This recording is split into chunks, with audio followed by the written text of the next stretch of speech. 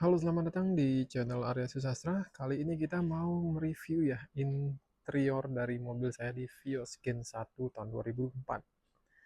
Jadi ini penampakan eksteriornya ya. Nanti mungkin bisa lain kali kita review. Ya, oke, kita masuk saja ke dalam.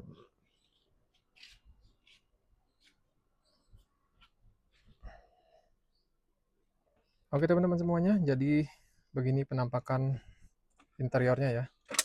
Ini masih belum tak rapiin banget, tapi ya lumayan lah, nggak terlalu kotor-kotor banget juga. Oke, jadi teman-teman di sini saya mau apa ya? Review satu-satu apa saja yang sudah saya tambahkan di dalam interior ya. Mungkin buat jadi referensi teman-teman yang mau ya nyicil upgrade Vios Gen 1-nya.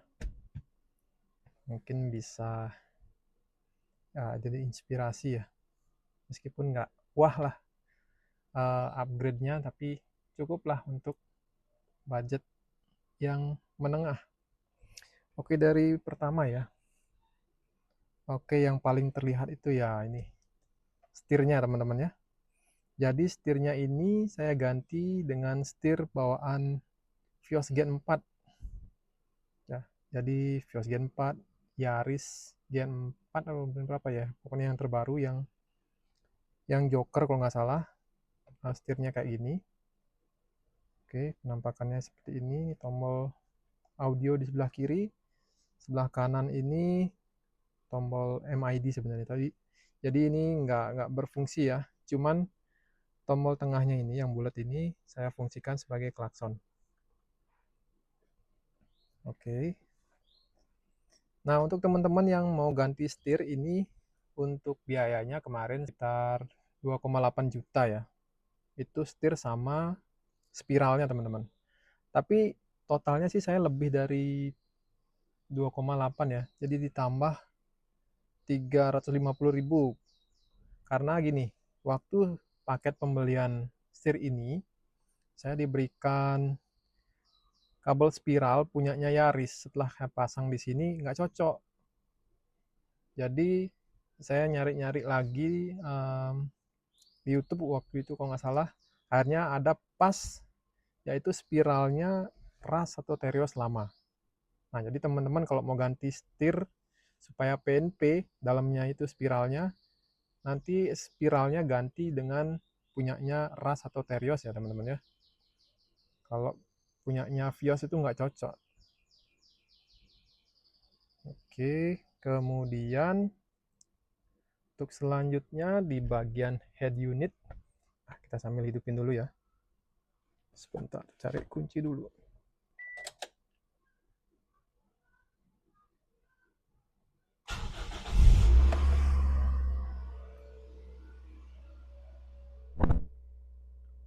Oke, ini teman-teman. Jadi untuk head unitnya ini saya ganti dengan ukuran yang 10 inch ya. Nah, ini frame-nya sudah diganti dengan yang 9 inch, tapi saya tambahin lagi frame adapter yang dari 9 inch ke 10 inch.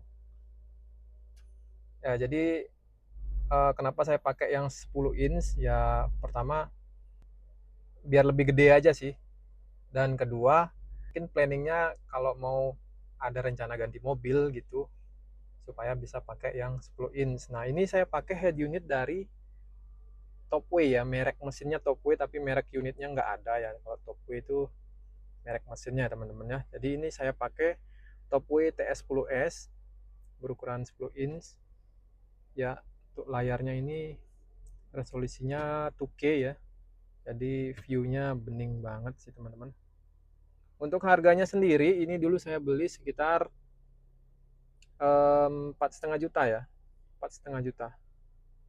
Kalau sekarang agak naik sih karena dolar naik, jadi harga-harga elektronik itu semuanya pada naik ya teman-teman ya.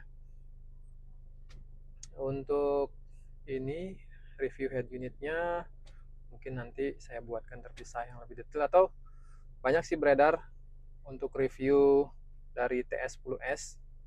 Jadi untuk performanya mantap. performanya mantap. Ini sudah saya pakai selama 3 tahun kalau nggak salah, masih awet banget, nggak ada penurunan performa karena chipsetnya lumayan tinggi. Dan untuk seri di atasnya lagi ada sekarang yang TS105, dan di atasnya yang paling tinggi dari TS20 ya prosesornya yang paling tinggi di kelas head unit Android ya. Tapi yang dibandingkan dengan handphone ya, karena perkembangan head unit Android itu belum nyampe menyamai handphone lah. Ya ini aja udah overkill ya untuk penggunaan sehari-hari di mobil, kan nggak terlalu banyak seperti di HP ya teman-teman ya. Paling yang paling sering ya YouTube sama Google Map, ya sesekali Spotify, itu doang sih. Jadi ini aja udah sangat-sangat cukup. Oke, kemudian di bagian sini ya, knobnya ini ya sudah saya ganti dengan yang model seperti ini ya, supaya lebih modern dikit lah ya. Yang sebelumnya kan masih pakai perputaran kompor ya gitulah bahasanya ya, perputaran kompor ya. Kemudian apa lagi ya, oh ya, ini lampunya ini juga sudah tak ganti dengan yang warna biru, karena supaya menyesuaikan dengan ini warnanya biru, karena lampu yang di setir ini warnanya biru, jadi supaya menyesuaikan lah ya, supaya seragam. Kalau aslinya kan warnanya agak warna hijau ke kuning-kuningan gitu, jadi saya ganti lampunya dengan yang ice blue. Oke, ini temanya langsung berubah ya kalau di mode malam.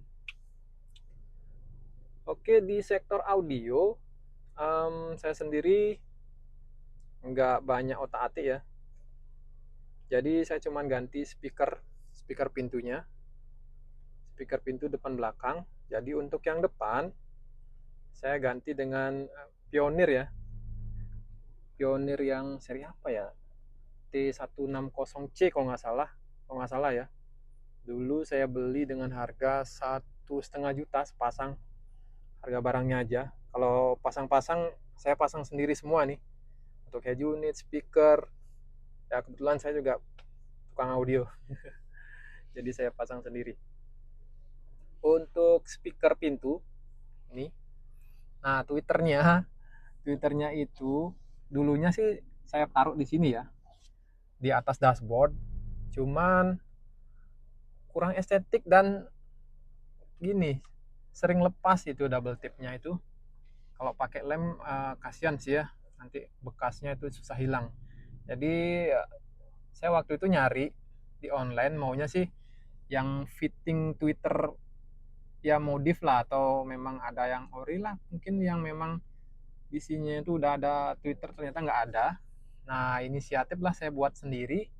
Jadi saya lubangin ininya ini, cover plastiknya ini, kemudian Twitternya saya taruh di sini. Jadi itu juga lebih gampang ya, jadi kabelnya itu langsung nyambung ke speaker bawah, jadi nggak perlu narik lagi ya. Kalau waktu di dashboardnya ini saya narik kabel lagi dari Twitter ke head unit. Kalau sekarang nyambungnya lebih deket, jadi dari Twitter langsung ke bawah ke speaker, jadi lebih rapi lah ya, dan enak juga dilihat kan, kayak OM ya. Karena ini bawaan Twitter ya, rumahnya ini memang bawaan dari Twitternya, sepaket speaker sama Twitter, dapat covernya ini, jadi rapi. Kalau Twitter yang lain, merek-merek lain pasti juga dapat biasanya covernya kayak gini, jadi bolongin aja teman-teman, terus dipasang.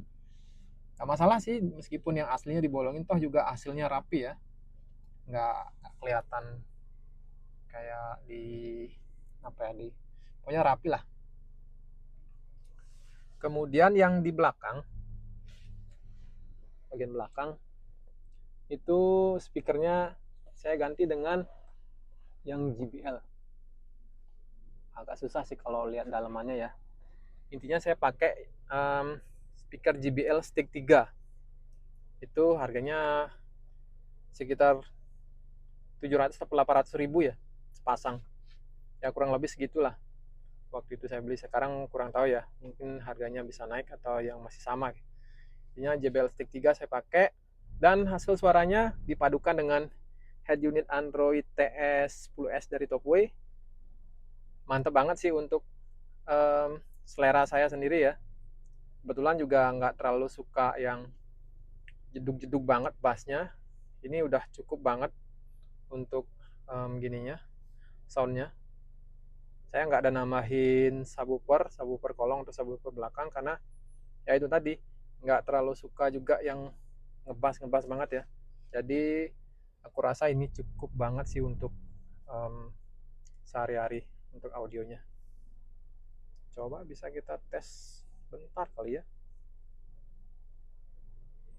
Kita cari dulu soundnya. Bentar aja, nanti biar nggak kena copyright.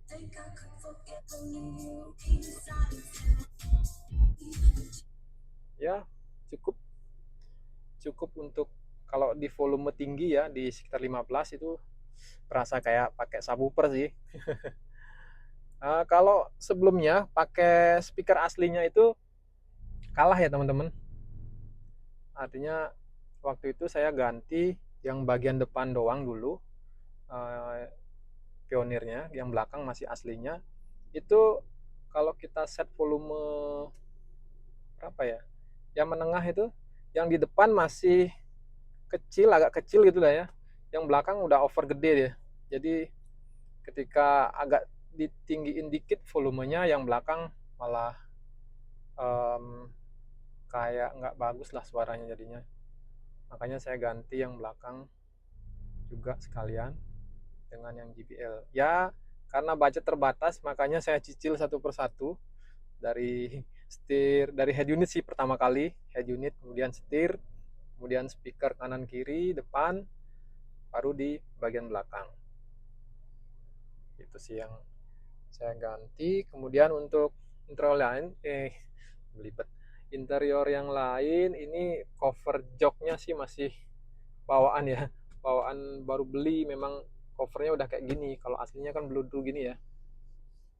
Ini covernya ya bahannya lumayan pasaran lah ya, cover kayak gini, tapi lumayan awet dari dulu saya pakai. Jadi mobil ini saya beli di tahun 2018 seharga 63 juta ya waktu itu pasarannya. Kalau sekarang kan bervariasi sih, tapi rata-rata di 50 jutaan mungkin ya.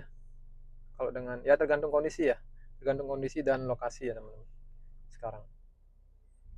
Jadi saya udah pakai dari 2018 sampai sekarang, udah 8 tahun ya. Udah 8 tahun. Ya udah cukup banyak yang saya ganti part-partnya, terutama di bagian kaki-kaki sih. Terus ini emang paling banyak di kaki-kaki sih sebelumnya. Cuman ya karena udah usia juga memang udah sewajarnya diganti. Dan mobil ini ya syukurnya selama saya pakai 8 tahun nggak pernah mogok ya. Artinya nggak sampai ninggalin kita di tengah jalan lah kayak gitu. Pokoknya aman dan cukup nyaman lah untuk di kelas sedan seperti ini. Nggak nyaman-nyaman banget, tapi sudah cukup banget untuk sehari-hari. Jadi ya saya berusaha mau tetap pakai mobil ini, meskipun sempat mau jual, tapi kasihan gitu. Eman juga sih. Ya tergantung kebutuhan ya. Kalau sekarang sih saya belum begitu butuh untuk mobil yang agak gede.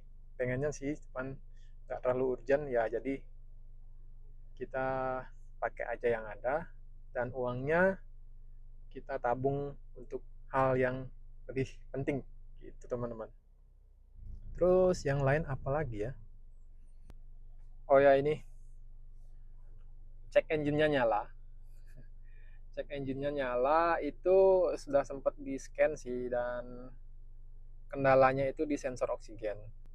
Ya masih belum ada biaya nih, karena waktu itu baru bulan lalu itu ganti evaporator, terus kemudian ganti upper tank ini radiator, karena waktu itu patah ya, eh, plastik yang menuju ke selang ke mesin itu patah. Jadi itu untung baru deket-deket rumah sih, patah, tiba-tiba lampu radiator nyala gitu. Ternyata baru buka kak mesin, waduh udah patah itu. Jadi ya sudah umurnya puluhan tahun ya mobil ini, ya wajar aja sih. Tapi yang lain nggak ada kendala. Nah itulah sebabnya biarin aja lah dulu cek engine-nya nyala, toh juga nggak terlalu berpengaruh banget ya ke mesin kayaknya sih ya, cuman agak berasa gini aja, knalpotnya itu agak baunya tuh kurang enak ya, agak sepet gitu, kayak keras banget sih baunya, sama agak boros lagi dikit, itu aja sih. Mungkin teman-teman ada yang tahu kemarin waktu di scan yang bawah apa di atas ya, mungkin kalau teman-teman biasanya ganti sekalian keduanya atau salah satu aja ya, karena kalau saya cek di online tuh harga yang ori sekitar 800 ribuan teman-teman, lumayan juga sih kalau ganti kedua, 1.600.000 belum ongkosnya, ya mungkin 1.800.000 lah sama ongkos lah jadinya ya, lumayan juga sih in this economy. Jadi ya biarin aja lah. Untuk kilometernya ya, jadi ini udah jalan 208.000, ya lumayan tinggi karena mobil ini juga memang tiap minggu pasti keluar sih, dan saya juga sering pakai pulang kampung ke, saya kan di Denpasar tinggal tapi kampung saya di Singaraja, jadi jaraknya itu sekitar 100 kilo lah ya satu kali jalan, jadi kalau 2 kali PP itu udah 200 kilo, lumayan kan. Dan ini juga sering saya pakai untuk kerja, nggak tiap hari tapi nggak tentu ya, kadang bisa setiap hari ya, tergantung kerjaan, yang kalau ada kerjaan yang jauh-jauh saya pakai mobil. Oke, mungkin cukup sekian review interior dari mobil saya ya, Vios G tahun 2004, manual ya, warna silver. Oke, terima kasih sudah menonton, sampai jumpa di video-video berikutnya. Terima kasih.